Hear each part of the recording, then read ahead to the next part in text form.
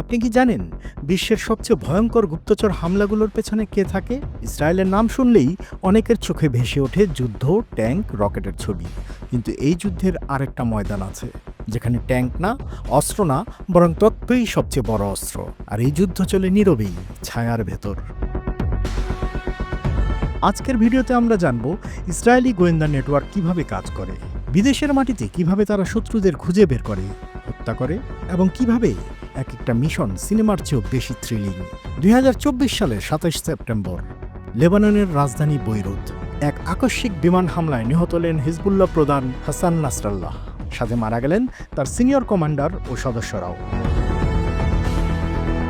হামলার ধরন এমন যে মনে হচ্ছিল টার্গেট ঠিক করে অজানা কারিগরি আর নিখুঁত গোয়েন্দা তথ্য ব্যবহার করা হয়েছে। এই ঘটনা নতুন নয়, এর আগেও ইরান, সিরিয়া, এমনকি তেহরানের মতো শহরেও হামাসের নেতাদের হত্যায় একই কৌশল দেখা গেছে। কিন্তু প্রশ্ন একটাই, এই হত্যাকাণ্ডগুলো কে চালায়? তথ্য প্রমাণের অভাবে উত্তরটা অনেকের কাছেই অজানা। তবে অভিযোগ আকারে সবাই একটা উত্তরই দিয়ে থাকে, আর সেই উত্তর হলো ইসরায়েলের গুপ্তচর বাহিনী। ইসরায়েলের গোয়েন্দা শক্তির সবচেয়ে বড় মুখ মোসাদ।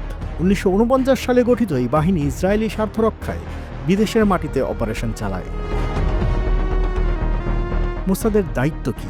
তাদের দায়িত্বের মাঝে অন্যতম হল শত্রুকে খুঁজে বের করা, তথ্য জোগাড় করা, প্রয়োজনে সাইলেন্ট অ্যাসাসিনেশন। কিন্তু শুধু মোসাদ নয়, ইসরায়েলের গোয়েন্দা নেটওয়ার্ক অনেক বড়। তাদের তিনটি প্রধান স্তম্ভ হল মোসাদ, বাইরের শত্রুর বিরুদ্ধে যারা কাজ করে; শিন বেট বা শাবাক, যারা দেশের ভেতরের নিরাপত্তা রক্ষা করে থাকে; আমান, ইসরায়েলের সামরিক গোয়েন্দা বিভাগ হিসেবে কাজ করে। এই আমানের অধীনে রয়েছে কয়েকটি স্পেশাল ইউনিট, যার মধ্যে সবচেয়ে আলোচিত হল ইউনিট 8200। এই ইউনিটকে ইসরায়েলের ডিজিটাল সেন্স বলা হয়। তারা ওয়্যার ট্যাপিং করে, সিগন্যাল ধরতে পারে, সোশ্যাল মিডিয়ায় নজর রাখে, এমনকি সাইবার হামলার জন্য ম্যালওয়্যার তৈরি করে। শুধু সাইবার তথ্য নয়, এই ইউনিট তথ্য বিশ্লেষণ করে সেনাবাহিনীর সিদ্ধান্ত গ্রহণে সাহায্য করে।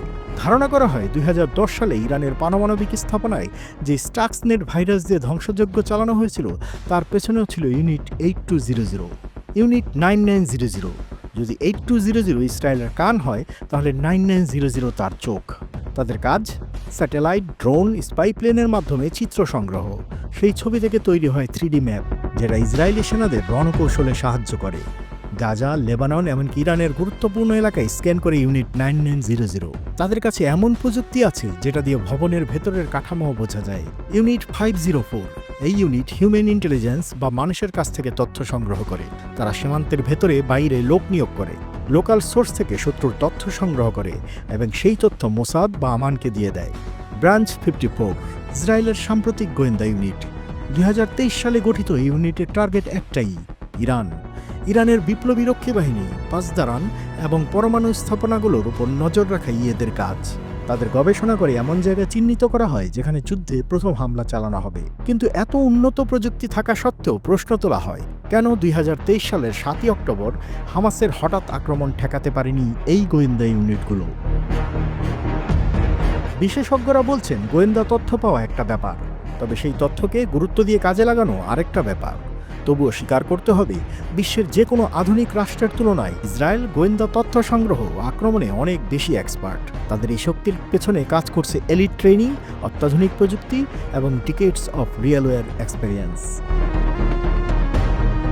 ইসরায়েল জানে তাদের অস্তিত্ব প্রতিনিয়ত হুমকির মুখে, আর সেই অস্তিত্ব টিকে রাখার জন্যই তারা গড়ে তুলেছে বিশ্বের অন্যতম সেরা এবং ভয়ঙ্কর গোয়েন্দা নেটওয়ার্ক। এটাই তাদের অস্ত্র, এটাই তাদের নীরব যুদ্ধ। আপনার কি মত?